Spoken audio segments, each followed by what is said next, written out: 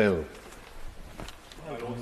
I should be grateful to the noble Lord, Lord Morrow, for tabling a bill that shouldn't be needed but patently is.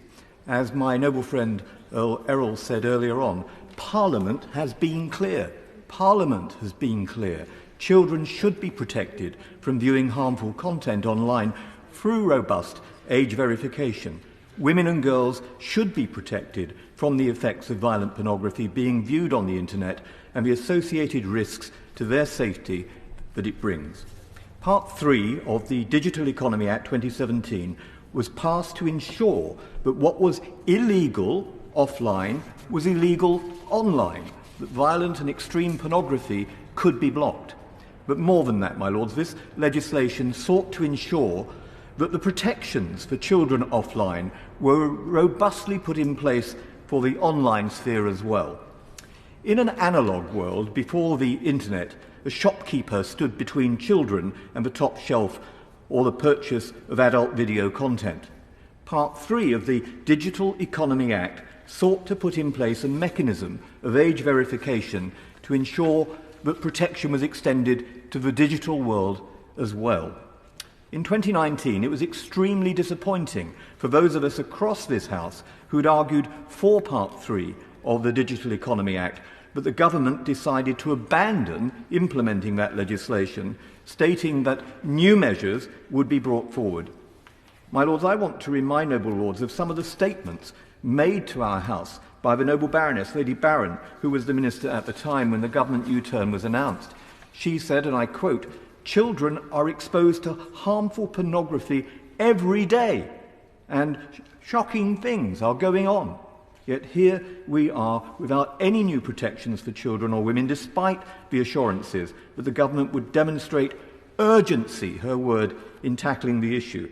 My lords, this emphatically is not about consenting acts between adults. It is about protecting children. Protecting children from the harm of films is something that's occupied some of my political life. While in the other place, serving a constituency in Liverpool, and I'm particularly pleased to see the Right Reverend Prelate, the Bishop of Liverpool, in his place today. But along with the rest of the nation, I was greatly affected by the death of James Bulger.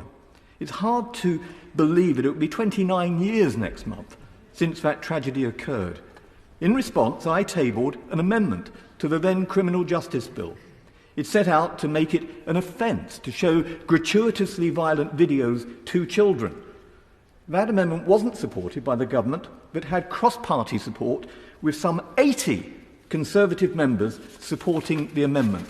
And with that cross-party support, including the then Shadow Home Secretary, Tony Blair, the amendment made it into law as Section 4A of the Video Recordings Act 1984.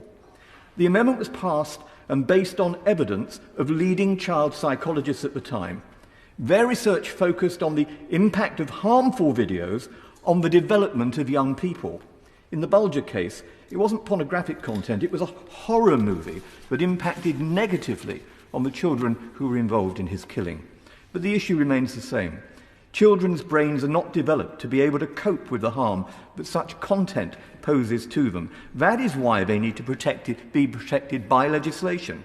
Section 4A of the Video Recordings Act has become known as the harms test. The test allows for a video not to be classified by the BBFC on the basis of the harm it may cause.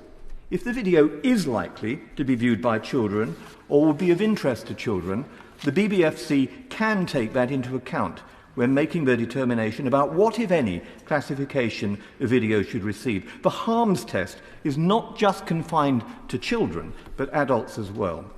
In 1994, when I proposed my amendment, the internet was relatively new, and no one could have foreseen the explosion in harmful content that is unregulated and available at the click of a button. As my noble friend Baroness Kidron told the House earlier on in an excellent intervention, this is not about people behind the bicycle sheds reading soft porn magazines. During lockdown, Ofcom reported that more people access Pornhub than watch BBC or Sky News. And freely available, it's readily accessible and open to children and young people to freely access it. The British Board of Film Classification reported in 2020 that it was the most popular website for children, viewing pornography. My Lords, it's a sad reflection that the world may have moved on, but much has stayed the same. In 1994, I tabled my amendment because psychologists stated that the development of children and young people is harmed by content that they access online. It matters because, as Ofsted reported in June 2021, it deeply affects children's attitude. As the Noble Baroness Lady Benjamin told us in her excellent speech earlier on, it affects our relationships. My Lords, as with the James Bulger case, it's often a tragedy that focuses minds on the problem.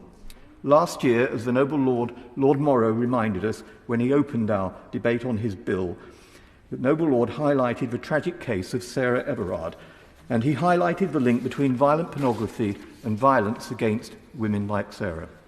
Just before her tragic murder in January 2021, the government published research on the use of legal pornography and its influence on harmful behaviours and attitudes towards women and girls. This is what they said. There is substantial evidence of an association between the use of pornography and harmful sexual attitudes and behaviours towards women. It's clear that a relationship does exist, and this is especially true for the use of violent pornography. Sarah Everard's killer, as we know, was addicted to such material, and it begs the question, how many more tragedies have to take place before we take action? When the Noble Lord, the Minister, Lord Sharp, comes to reply, no doubt he'll point to the Online Safety Bill and suggest that it will take care of all the concerns that have been raised in your Lordship's House today. Noble Lords cannot wait. How many more children have to be harmed? How many more acts of violence against women and girls will there be? Lord Morrow's bill means we don't have to wait for 2 or 3 years before we act, and I do hope that when the Noble Lord, the Minister, comes to respond, he will tell us exactly what the time frame is in terms of the government's own expectations for that Act of Parliament. Legislation stands on the statute book, and that legislation, Part 3 of the Digital Economy Act, should be brought into force as this House, as Parliament intended. At the very least, this should be undertaken as an interim measure until the Online Safety Bill is passed. And it's for all those reasons that I'm very happy to support and thank the Noble Lord, Lord Morrow, for introducing this bill and laying it before us. Yeah. My Lords, Baroness Brinton is taking part remotely.